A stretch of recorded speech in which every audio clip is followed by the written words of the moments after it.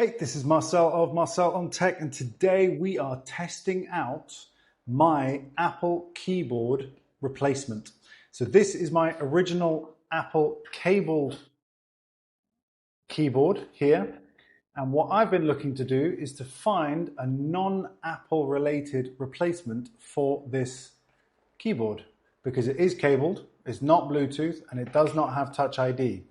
And by pure coincidence, the nice people over at iClever sent me out this very nice multi-device connection keyboard, which actually has been very surprising. So let's unbox it now. I have obviously been testing it for the last week or so.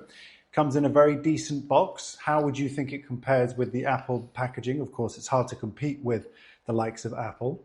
But you've got the keyboard itself there. Now, what I really like, if we start to look at the design immediately, is that it actually has this very sleek design. So you can see here, it's got this circular section here where we can actually charge, obviously with USB Type-C. This is clearly where the batteries are contained.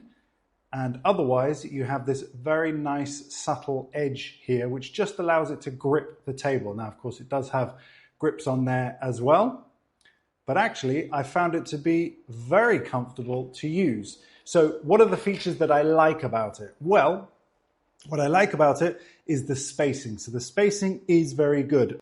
Between each of the letters here, you actually have very good reachability, and actually the spring back is even very nice as well. Now, if you look at it by comparison to the Apple, there is something about Apple keyboards, and they're famous for it, in that the spring-loaded aspect of the keyboard is very, very nice.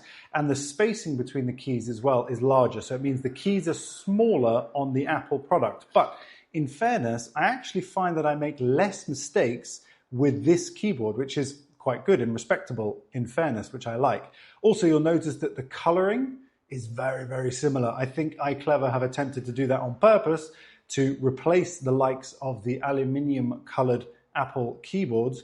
And I think they've done a good job. It looks really, really nice. It is a nice color, and it actually has a bit of weight. What I don't like is keyboards that are very light, because generally they're made of plastic. And of course, that means that they're very breakable as well. Now, I do believe this is made of plastic, so at least half of it is certainly plastic. But the top half here is cold to the touch and does feel like a light, thin metal.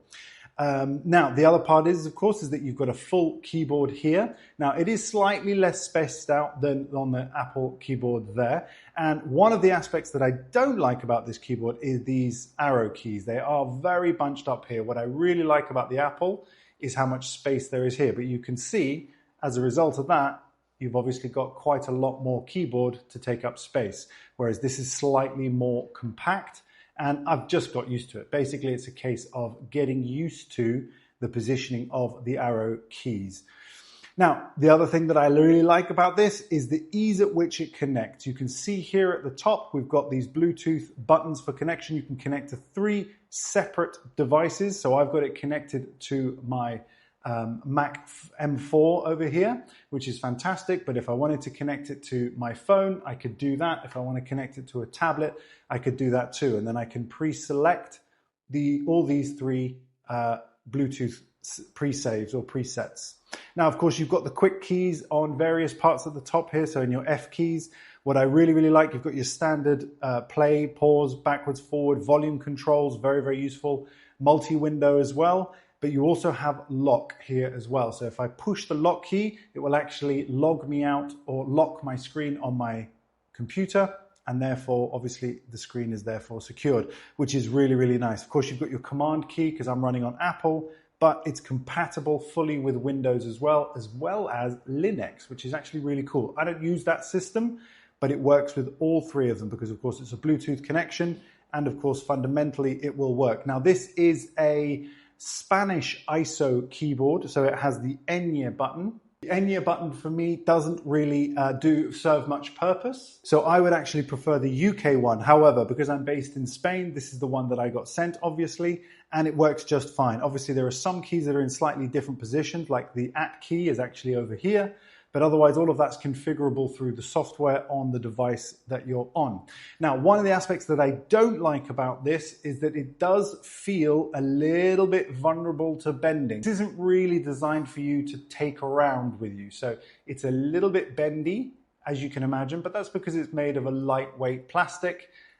So it does bend somewhat easily, but it doesn't feel as cheap as some keyboards can, and it's got a little bit of weight to it because of the batteries on the top side there. And most importantly, the spring back from the keyboard is very, very satisfactory, and the connection to your device was ridiculously easy. You just press and hold, it'll flash, and then you can select what device. You can see here that it's flash going on, tells me it's functioning. If I press and hold on the one I want to connect to,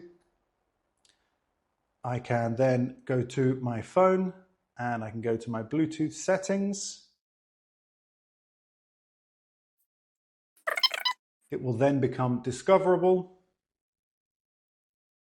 There it is, very easy, BK10 KB pairing, and that's it. It is ridiculously easy.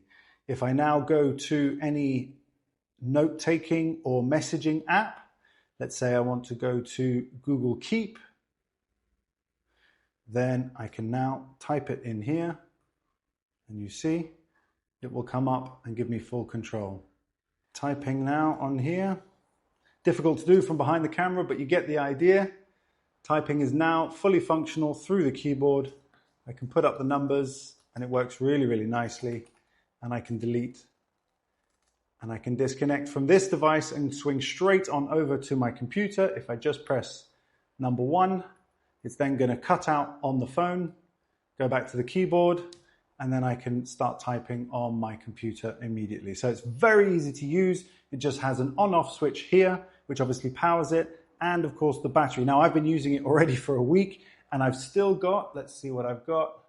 I've still got 92% on here, and I've been using it every day for the last week. So this will last me probably anything up to 6 weeks, but it's fully rechargeable and comes with a USB Type-C cable in the box as well.